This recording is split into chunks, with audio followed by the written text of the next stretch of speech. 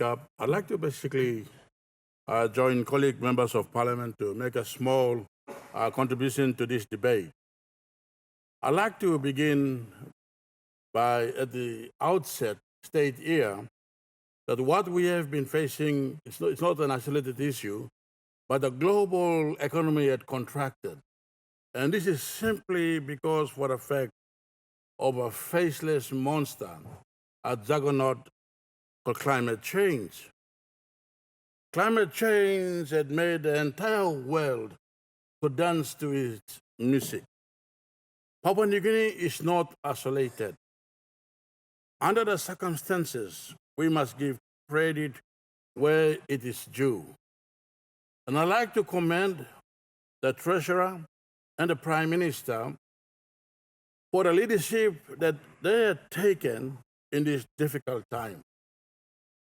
Mr. Speaker, we had the opportunity, under the circumstances and the situations when we were able to be lended by money, we took the right option and addressing some of those impediments that was derailing the economy of this country.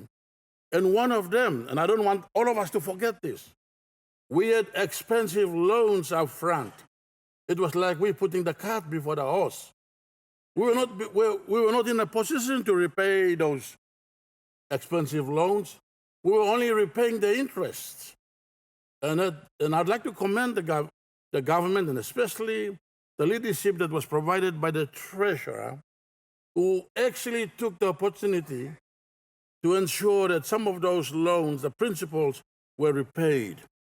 There should be no blame game in this argument because, Mr. Speaker, I'd like to advise all members of parliament here that climate change will not go away. Recently, it has been reported that we have gone past the point of no return. Temperatures are increasing. Challenges are real. You look at the rainfalls. You look at the amount of storm, tornadoes, etc., that is hitting the coastlines all around the world, including Papua New Guinea. Coastlines of Papua New Guinea, including the autonomous region of Bougainville, are being washed away as a consequence of the challenges faced by this.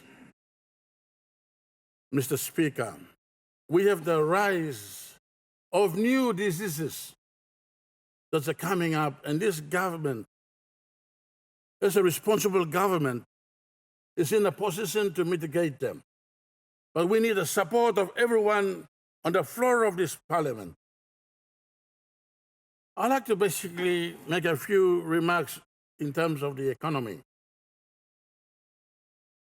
It is a reality that we don't expect miracles because at the moment, Octedi is either out of production or it's not producing its maximum.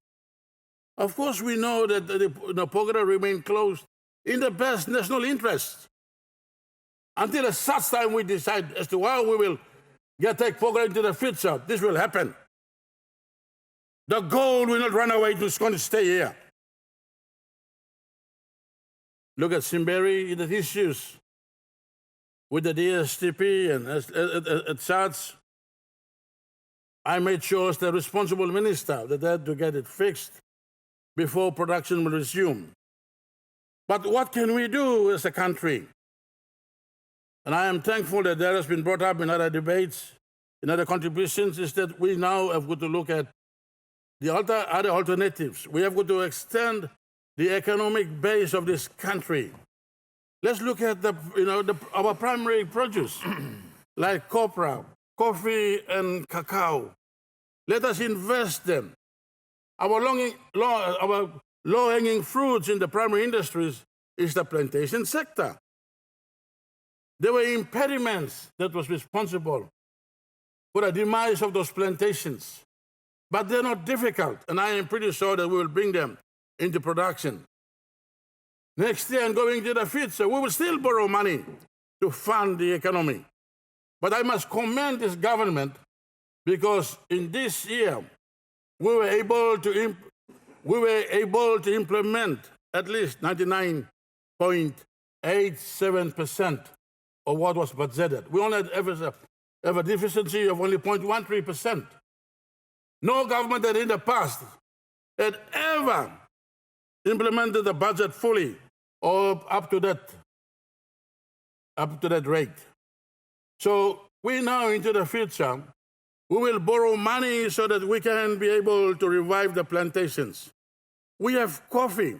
You look at all the plantations in the Wagi Valley. I would like to see those plantations in the Wagi Valley must be revived. In the Asaro and Goraka Valley, look down at Kainantu. Of course, in Chimbu, Gramblumle, good plan. We can plant plantations, but we blow some small growers. You look at the coconut industry.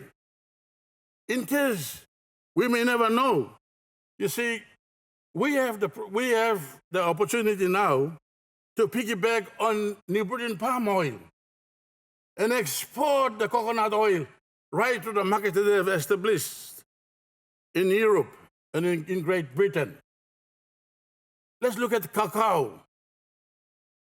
You look at the autonomous region of Bougainville. They used to be the biggest producers of cacao. And of course, in other parts of the country, the temperature is changing. So in other places where we never grow cacao, we are growing cacao, thanks to Karamui in Chimbu province.